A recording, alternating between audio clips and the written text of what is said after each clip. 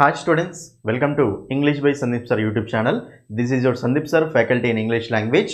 ఈ వీడియోలో మనం ఏం చూడబోతున్నాము అంటే ఏపీ హైకోర్టు ఎగ్జామ్స్ కి సంబంధించి ఇంగ్లీష్ ర్యాపిడ్ రివిజన్ క్లాసెస్ లో భాగంగా మీకు ప్రాక్టీస్ సెట్ 3 ఎక్స్‌ప్లనేషన్ నేను ఈ వీడియోలో చేయబోతున్నానండి. ఆల్రెడీ ఎవరెవరైతే స్టూడెంట్స్ ఏపీ హైకోర్టు ఎగ్జామ్స్ కి ప్రిపేర్ అవుతున్నారో మీ అందరి కోసం నేను ఏపీ హైకోర్టు ప్రీవియస్ ఎగ్జామ్స్ లో అడిగిన ఇంగ్లీష్ క్వశ్చన్స్ ఎక్స్‌ప్లెయిన్ చేశాను. అదే విధంగా ఫ్రీ క్లాసెస్ కొన్ని ఎక్స్‌ప్లెయిన్ చేశాను. ప్రాక్టీస్ సెట్ సిరీస్ అని స్టార్ట్ చేసి క్లాస్ 1 క్లాస్ 2 కంప్లీట్ చేశాను. ఇది మీకు క్లాస్ 3 అన్నమాట. ఫస్ట్ టైం మన వీడియో చూసే వాళ్ళు కంపల్సరీ ఈ వీడియో కంప్లీట్ అయిన తర్వాత ఆ వీడియోస్ కూడా వెళ్ళి చూడండి. అన్ని టాపిక్స్ కవర్ చేయడం కోసం ఇంగ్లీష్లో మీకు బెస్ట్ మార్క్స్ రావాలి అనే ఉద్దేశంతో మీకు ప్రాక్టీస్ ర్యాపిడ్ రివిజన్ క్లాసెస్ అనేది మీకు ఇక్కడ స్టార్ట్ చేయడం జరిగింది. కాబట్టి ఈ అవకాశాన్ని మంచిగా యూజ్ చేసుకోండి స్టూడెంట్స్. ఓకే, ఆల్రెడీ మన క్లాసెస్ విన్న వాళ్ళకి డిఎస్సి ఎగ్జామ్స్లో టెట్ ఎగ్జామ్స్లో మంచి స్కోర్ రావడం జరిగింది. వెళ్ళి మన యూట్యూబ్ వీడియోస్లో ఉన్న కామెంట్స్ చదవండి, మీకు అర్థమైపోతుంది. ఓకేనా, right.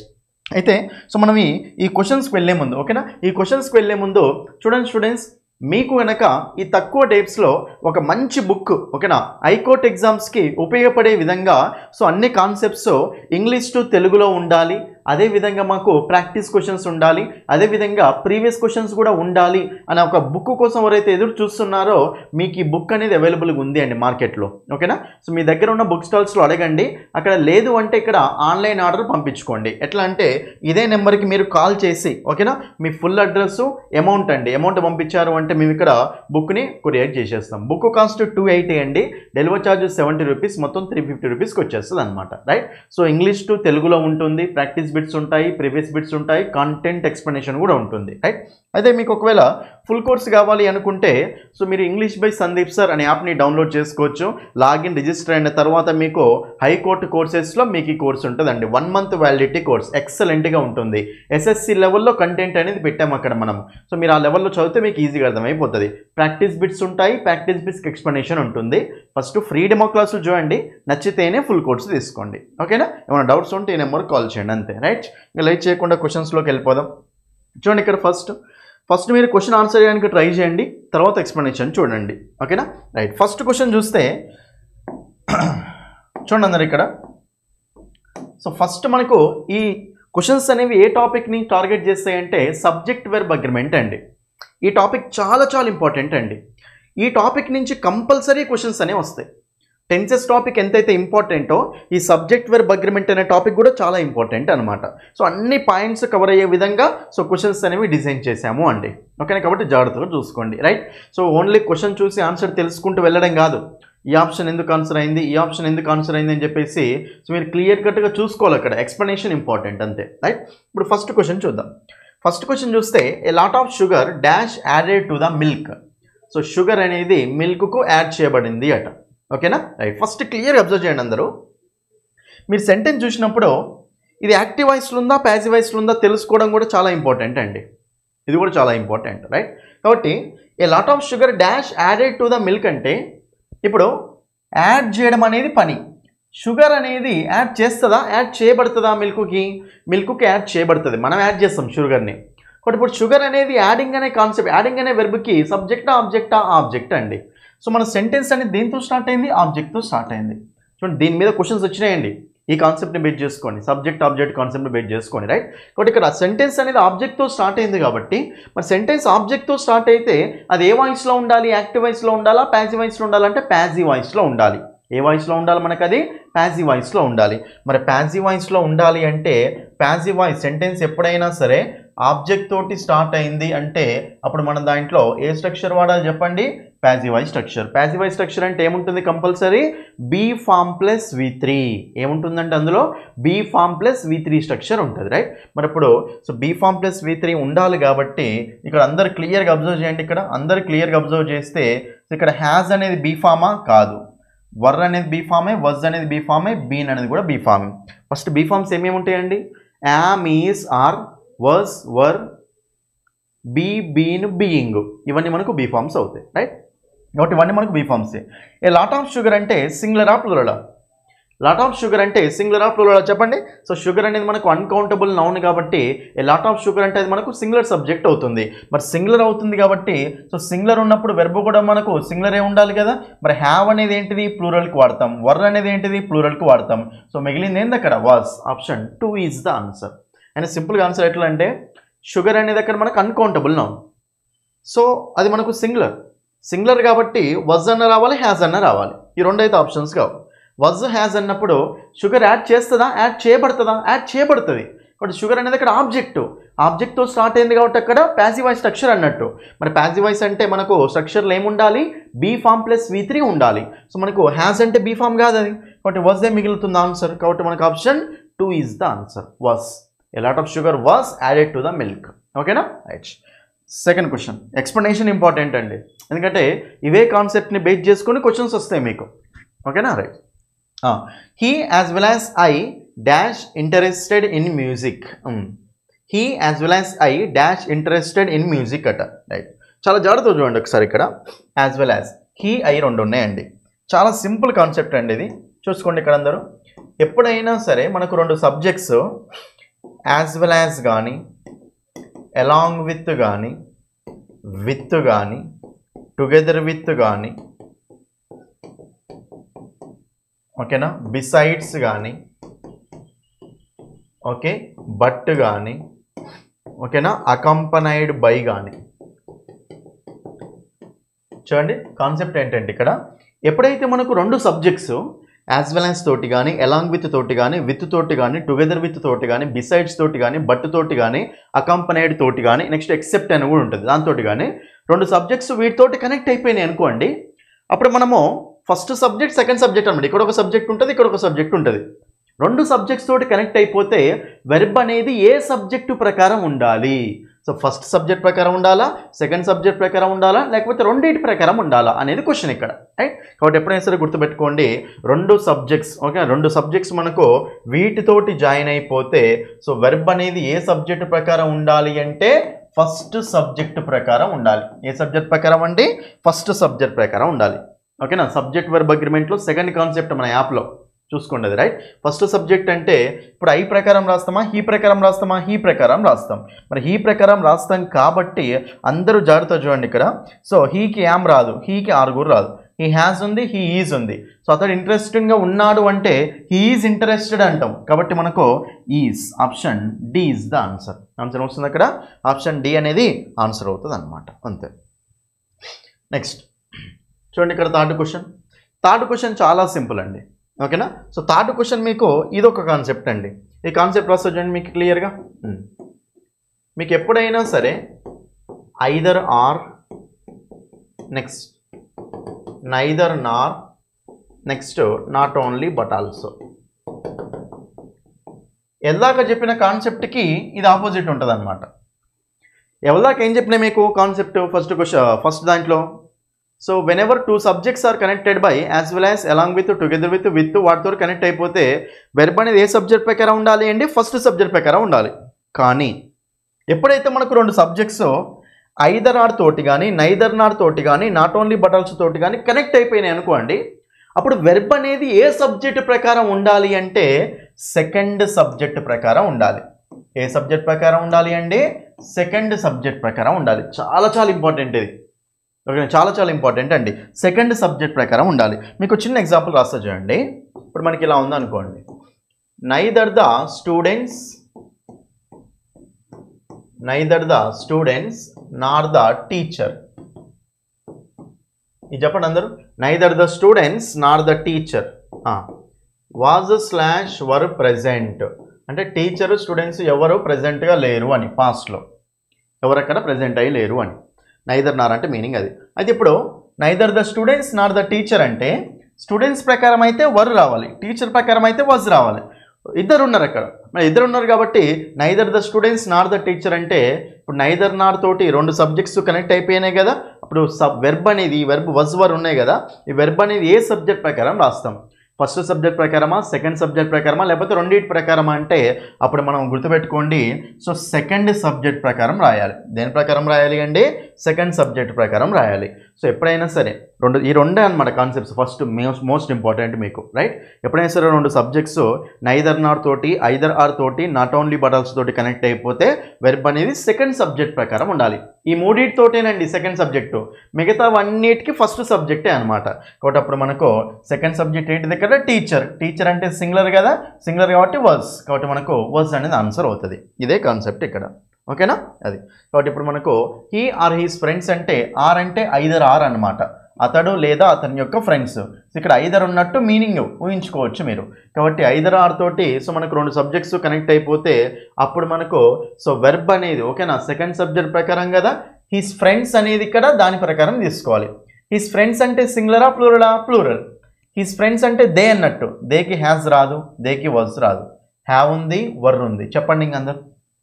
His friends have broken the window పేనా, have were broken the window పేనా అంటే చూడండి ఇది రావచ్చు, ఇది రావచ్చు అండి. కానీ రెండిట్లో ఏది రావాలి అంటే ఇది ప్లూరలే, ఇది ప్లూరలే. కానీ స్ట్రక్చర్ ప్రకారం చూసుకుంటే ఇప్పుడు బ్రోక్ అంటే పగలగొట్టడం.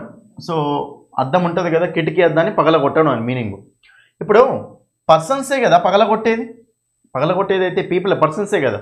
అద్దం అనేది ఏమవుతుంది అక్కడ? ఆబ్జెక్ట్ అవుతుంది, రైట్? కాబట్టి ఇక్కడ ఆబ్జెక్ట్ ఉందండి. సో సబ్జెక్ట్ అంటే ఎవరు? యాక్షన్ చేసేవాళ్ళు సబ్జెక్టు. కాబట్టి ఇక్కడ పగలగొట్టేది వాళ్ళే. కాబట్టి ఇప్పుడు ఈ సెంటెన్స్ మనకు యాక్టివ్ వాయిస్లో ఉందా, ప్యాసివ్ వాయిస్లో ఉందా? సెంటెన్స్ స్టార్టింగ్లో సబ్జెక్ట్ వచ్చింది కాబట్టి సెంటెన్స్ యాక్టివ్ వాయిస్లో ఉందా, ప్యాసివ్ వాయిస్లో ఉందా? యాక్టివ్ వాయిస్లో ఉంది.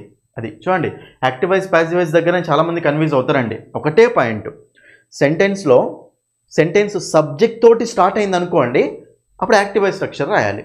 అదే సెంటెన్స్ ఆబ్జెక్ట్ తోటి స్టార్ట్ అయింది అనుకోండి, అప్పుడు passive voice structure రాయాలన్నమాట.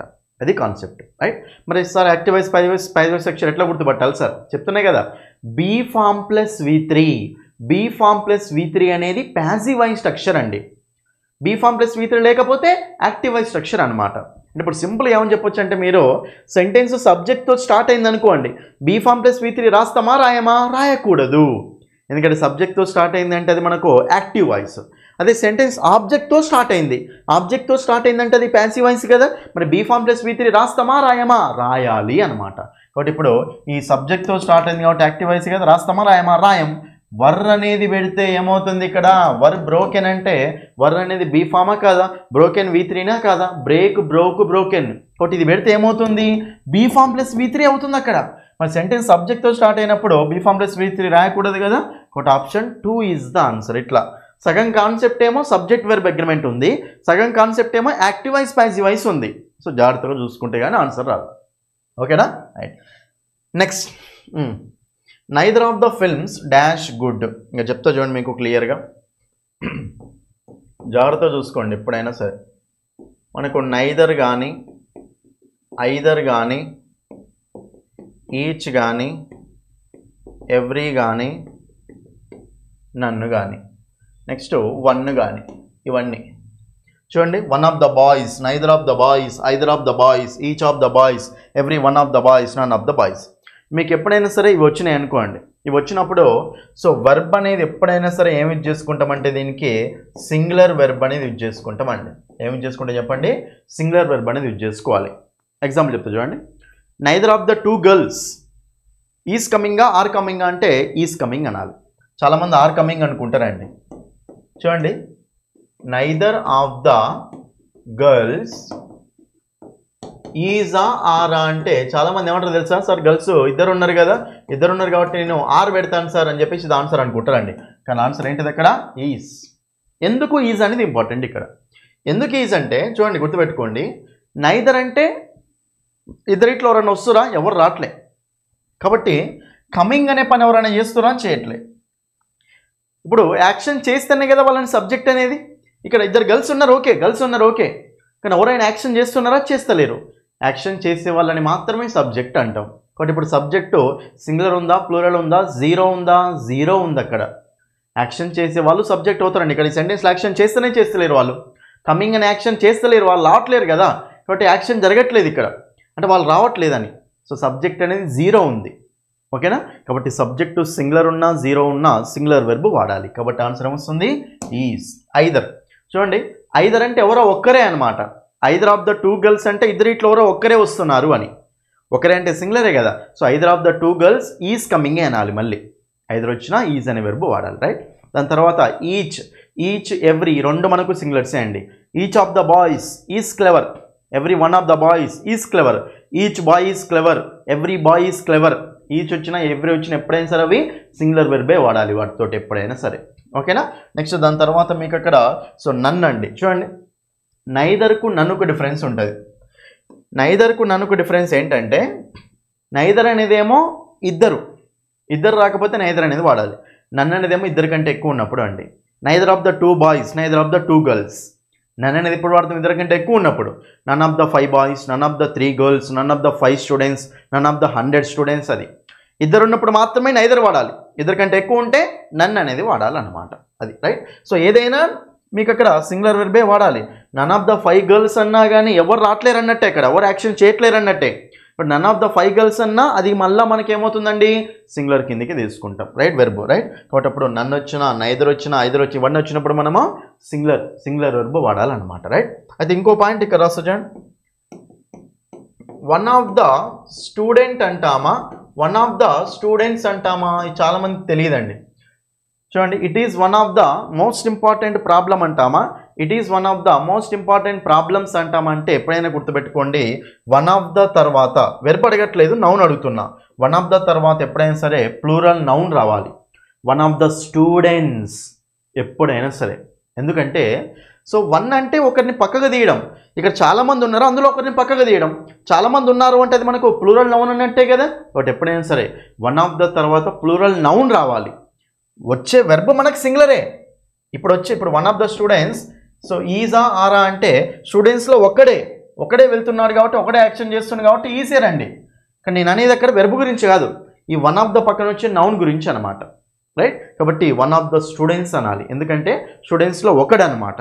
So one of the girls, one of the boys, one of the richest boy అనకూడదు, one of the richest boy అనకూడదు, one of the richest boys అనాలి.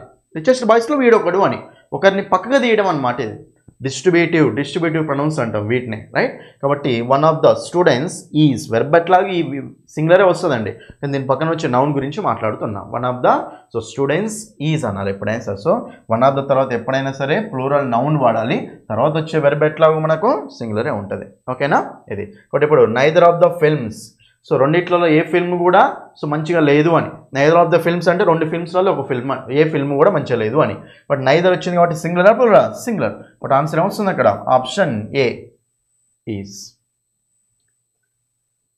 Next question, rice and curry dash his favourite food. చెప్పండి ఇక్కడ అందరూ. Rice and curry dash his favourite food. Rice and curry అంటే జాగ్రత్త చూసుకోండి, and తోటి మీకు 2 కనెక్ట్ అయిపోతే 2 వేరువేరుగా ఉంటేనేమో ప్లూరల్ వెర్బ్ వాడాలి, 2 సేమ్ ఉంటే మాత్రం సింగులర్ వెర్బ్ వాడాలి. రైస్ అండ్ కర్రీ అంటే సో రైస్ కర్రీ 2 కాంబినేషన్లో ఒకటే దాని కింద తీసుకోవాలి అండి. ఒకటి మనకు ఆన్సర్ ఏమొస్తుందంటే ఈజ్ సింగులర్ అనమాట. అది రెండింటిని కలిపే కదా మనం ఒక ఫుడ్ అనేది, కాబట్టి సింగులర్ అంటూ ఉంటాం, right. Next bread and butter is my favourite dish అంటామా, bread and butter are my favourite dish అంటామా, ఈజ్ మై ఫేవరెట్ డిష్ అనాలి. డిష్ అంటే 2 కలిపితే డిష్, కాబట్టి మనకు అప్పుడు సింగులరే వాడుకోవాలన్నమాట, రైట్. కాబట్టి మనకు ఆప్షన్ ఏ. ఇంకో క్వశ్చన్ రాస్తా చూడండి ఇక్కడ అందరు చెప్పండి. స్లో అండ్ స్టడీ చెప్పండి. విన్ ద రేస్ అంటామా, విన్స్ ద రేస్ అంటామా, చెప్పండి. విన్ ద రేసా, విన్స్ ద రేసా. Slow and steady wins the race అనాలి, ఎందుకంటే స్లో అండ్ స్టడీ అంటే సింగులరా ప్లూరలా, సింగులర్. స్లోగా స్టడీ అంటే కాన్స్టాంట్గా అని, స్థిరంగా అని. సో మెల్లగా స్థిరంగా వెళ్తే అది అది ఏమంటారు, రేస్ని గెలిచేలాగా చేస్తుంది అని. కాబట్టి అప్పుడు మనకు స్లో అండ్ స్టడీ ఇది మనకు సింగులర్ అండి. సింగులర్ కాబట్టి సింగులర్ వెర్బే వాడాలి. ఎస్ ఉన్న వెర్బ్ సింగులర్ ఎప్పుడైనా సరే గుర్తుపెట్టుకోండి. ఓన్లీ V1 అంటేనేమో అది ప్లూరల్, V1కు ఎస్ కానీ ఈఎస్ కానీ ఏఎస్ కానీ ఉంటేనే సింగులర్ అది. సో సింగులర్ సబ్జెక్ట్ వచ్చిందా వెర్బ్కి ఎస్ అనేది ఉండాలి. V1 రాసేటప్పుడు మాత్రం ఎస్ యాడ్ చేసి రాయాలి. కాబట్టి విన్స్ ద రేస్ ఇది సింగులర్, ఇది ప్లూరల్, ఓకేనా. కాబట్టి మనకు అది విన్స్ ద రేస్, అర్థమైందా. అది నెక్స్ట్ క్వశ్చన్ చూడండి ఇక్కడ. The orator and the statesman, చాలా జాగ్రత్తగా చూసుకోండి ఈ question. The orator and the statesman, చాలా ఇంపార్టెంట్ అండి, ఇది క్లియర్ అవేనండి. The director and the producer అండి, the director and the producer. ఇక్కడ మీకు నేను కాన్సెప్ట్ ఎక్స్ప్లెయిన్ చేస్తున్నాను, ప్రాక్టీస్ బిట్స్ కూడా అయిపోతున్నాయి ఇక్కడ, అది జాగ్రత్త చూసుకోండి మీరే. ద డైరెక్టర్ అండ్ ప్రొడ్యూసర్ చూడండి అందరు ఇక్కడ, the director and the producer, the director and producer అట. ఇప్పుడు మీరు రెండు జాగ్రత్త అబ్జర్వ్ చేయండి అందరు, ఇక్కడ క్లియర్ అబ్జర్వ్ చేస్తే ఇక్కడ ఈజ్ వస్తుందా ఆర్ వస్తుందా, ఇక్కడ ఈజ్ వస్తుందా ఆర్ వస్తుందా చెప్పండి నాకు. చూడండి అందరూ, the director and the producer అంటే దా అనేది రెండింటి మీద ఉంది. సెకండ్ సెంటెన్స్లో ద డైరెక్టర్ అండ్ ప్రొడ్యూసర్ అంటే దానిది ఒకటి దాని ముందు ఉంది అండి. గుర్తుపెట్టుకోండి ఎప్పుడైనా సరే, ద అనే ఆర్టికల్ ఓకేనా, రెండు నౌన్స్ మనకు యాండ్ తోటి కనెక్ట్ అయిపోయినాయి అనుకోండి, యాండ్ తోటి కనెక్ట్ అయిపోయినప్పుడు రెండింటి ముందు దా ఉంది అనుకోండి, అప్పుడు అక్కడ ఇద్దరు పర్సన్స్ ఉన్నట్టు meaning. The director and the producer అంటే ఆ డైరెక్టరు ఆ ప్రొడ్యూసరు అని మీనింగ్ అనమాట, ఇద్దరు పర్సన్స్ ఉన్నట్టు లెక్క. బట్ ఇద్దరు ఉన్నారు కాబట్టి సబ్జెక్టు సింగులరా ప్లూరలా, ప్లూరల్. ప్లూరల్ కాబట్టి ఏమొస్తుంది మనకి అక్కడ ఆర్ వస్తుంది. అదే కింది దాంట్లో ద డైరెక్టర్ అండ్ ప్రొడ్యూసర్ అంటే రెండింటి ముందు దా లేదు కదా, దాని మీనింగ్ ఏంటో తెలుసా, డైరెక్టర్ ప్రొడ్యూసర్ ఒకరే అనమాట. కాబట్టి అప్పుడు డైరెక్టర్ అతడే, ప్రొడ్యూసర్ కూడా అతడే అనమాట. ఆ డైరెక్టర్ కమ్ ప్రొడ్యూసర్ అని, డైరెక్టర్ కమ్ ప్రొడ్యూసర్ అంటాం కదా అట్లా. కాబట్టి ఇక్కడ ఒకటే పర్సన్ అన్నట్టు, రైట్. సో రెండింటి ముందు దాబెట్టినామంటే ఇద్దరు పర్సన్స్ ఉన్నట్టు, ఒకటే దాని ముందు దాబెట్టినామంటే ఒకటే పర్సన్ ఉన్నట్టు. కాబట్టి ఇది సింగులరా ప్లూరలా, సింగులర్. సింగులర్ ఏమొస్తుంది ఇక్కడ, ఈజ్ అనేది వస్తుంది అనమాట. ఓకేనా, ఇది చాలా చాలా ఇంపార్టెంట్ అండి. ఇప్పుడు ఇద్దరు ఉన్నారు కాబట్టి రెండు సార్లు దా పెడతాం, ఒకటే ఉన్నప్పుడు రెండు సార్లు దా ఎందుకు, ఒకటేసారి సరిపోతుంది. కాబట్టి అందుకే ఇట్లా చూసుకుంటూ వెళ్తాం. ఓకేనా, అది ఇప్పుడు the orator and the states man ఇద్దరు అక్కడ ఇద్దరు. సో ఇద్దరు కాబట్టి హ్యాజ్ వస్తుందా రాదు, హీజ్ వస్తుందా రాదు. ఏమేమి ఉన్నాయండి, ఆర్ అరైవ్డ్ ఉంది, నన్ ఆఫ్ దీస్ ఉంది చెప్పండి. సో ఒరేటరు స్టేట్స్ మ్యాన్ ఇద్దరు వచ్చారని చెప్పాలి. మరి ఇప్పుడు ఆర్ అనేది పెడితే ఏమవుతుందంటే ఇది మనకు రాంగ్ అవుతుందండి. Actual are plural verb okay, కానీ ఇది రాంగ్ అవుతుంది సెంటెన్స్ స్ట్రక్చర్ ప్రకారం. ఎందుకంటే ఆర్ అంటే బీ ఫామ్ కదా, అరైవ్డ్ అంటే V3 కదా. ఇప్పుడు వాళ్ళే వచ్చారు కాబట్టి ఇప్పుడు ఐ హ్యావ్ అరైవ్డ్ అంటాం. సో యాక్టివ్ వాయిస్లో రాస్తాం, వచ్చే వాళ్ళు స్టార్టింగ్లో వస్తుంది, మనకి వీళ్ళు సబ్జెక్ట్ అండి, అరైవ్డ్ వీళ్ళే కదా అరైవ్ అయ్యే వచ్చేది. కాబట్టి ఇది సబ్జెక్టా ఆబ్జెక్టా, సబ్జెక్ట్ కాబట్టి మరి సెంటెన్స్ సబ్జెక్ట్తో స్టార్ట్ అయినప్పుడు అక్కడ యాక్టివ్ వాయిస్ రాయాలా, ప్యాసివ్ వాయిస్ స్ట్రక్చర్ రాయాలా, యాక్టివ్ వాయిస్ స్ట్రక్చర్ రాయాలి. మరి బీ ఫామ్ ప్లస్ V3 అనేది ప్యాసివ్ వాయిస్ స్ట్రక్చర్, కాబట్టి ఆర్ అనేది రాదు. సో ఆన్సర్ ఏమొస్తుంది, నన్ ఆఫ్ దిస్. ఒకవేళ హ్యావ్ ఉంటే ఆన్సర్ అయ్యేది హ్యావ్ అరైవ్డ్ అన్నమాట. So option anyway option D is the answer. Next చూడండి ఇక్కడ, a large number of workers dash truck work చెప్పండి. A large number of workers, a large number of. జాగ్రత్త చూడండి ఇక్కడ, మీకు ఎప్పుడైనా సరే ఇలా లార్జ్ నెంబర్ ఆఫ్ వర్కర్స్ అనే దాన్ని ఎలా తీసుకుంటామంటే ప్లూరల్ నౌన్ లాగా తీసుకుంటాం. ఎందుకంటే వర్కర్స్ అంటే చాలామంది, ఇక్కడ ఆల్రెడీ ప్లూరల్ నౌన్ ఉంది కదా. సో వర్కర్స్ అనేది మనకు ప్లూరల్ నౌన్ కాబట్టి అప్పుడు దీని మొత్తాన్ని మనం ప్లూరల్ నౌన్ లాగా తీసుకోవచ్చు అండి. లార్జ్ నెంబర్ ఆఫ్ వర్కర్స్ అంటే చాలామంది వర్కర్స్ అని. కాబట్టి అప్పుడు మనకు ప్లూరల్, సబ్జెక్ట్ ఏంటిది ప్లూరల్, సబ్జెక్టు ప్లూరల్ కాబట్టి హ్యాజ్ వస్తుందా రాదు, వాజ్ వస్తుందా రాదు. ఏం తీసుకోవచ్చు ఇక్కడ, హ్యావ్ ఆపారు అని. ఓకేనా, అది నెక్స్ట్ 8th క్వశ్చన్ చూడండి ఇక్కడ, 100 కిలోమీటర్స్ డాష్ ఏ గుడ్ డిస్టెన్స్. ఎప్పుడైనా సరే గుర్తుపెట్టుకోండి, మీకు మనీ కానీ ఓకేనా, టైం కానీ ఓకేనా, డిస్టెన్స్ కానీ, మనీ టైం డిస్టెన్స్. సో మీకు ఈ మూడింటి గురించి మాట్లాడేటప్పుడు, ఈ మూడింటి యొక్క యూనిట్స్ గురించి మాట్లాడేటప్పుడు దాన్ని ఎలా కన్సిడర్ చేసుకుంటూ వెళ్తామంటే సింగులర్ లా కన్సిడర్ చేసుకుంటూ వెళ్తాం. ఎలా కన్సిడర్ చేస్తాం, సింగులర్ లా కన్సిడర్ చేస్తాం అండి. కాబట్టి 100 kilometres is a good distance అంటాం, ఈజ్. ఓకేనా, కాబట్టి మనకు option C is the answer, option C is. Next 1000 rupees చెప్పినా కదా. సో మనీ టైం డిస్టెన్స్ ఓకేనా, వాటి గురించి మాట్లాడేటప్పుడు దాన్ని మనము సింగులర్ సబ్జెక్ట్లా కన్సిడర్ చేయాలి. 1000 rupees is a big sum అనాలి. కాబట్టి option A is the answer, option A. Were రాదు, ఆర్ రాదు, నన్ ఆఫ్ దిస్ రాదు, right. Next each of her rooms, each మీకు చెప్పాను ఆల్రెడీ. సో ఈచ్ కానీ, ఎవ్రీ కానీ, నైదర్ కానీ, నన్ను కానీ, ఐదర్ కానీ, వన్ కానీ ఇవి కనిపించినప్పుడు వాటిని మనము, సో దీని పక్కన మనకు ఓకే ప్లూరల్ నౌన్ ఉంటుంది, కానీ వచ్చే వెర్బ్ మనకి ఎలా ఉంటుంది చెప్పండి, సింగులర్ వెర్బ్ ఉంటుంది అనమాట. కాబట్టి సో సింగులర్లా కన్సిడర్ చేస్తాం కాబట్టి వర్ వస్తుందా రాదు, ఆర్ వస్తుందా రాదు, ఏమొస్తుంది కంపల్సరీ ఏ. సో ఈచ్ అనే దాన్ని సింగులర్లా కన్సిడర్ చేయాలి. So option A is the answer.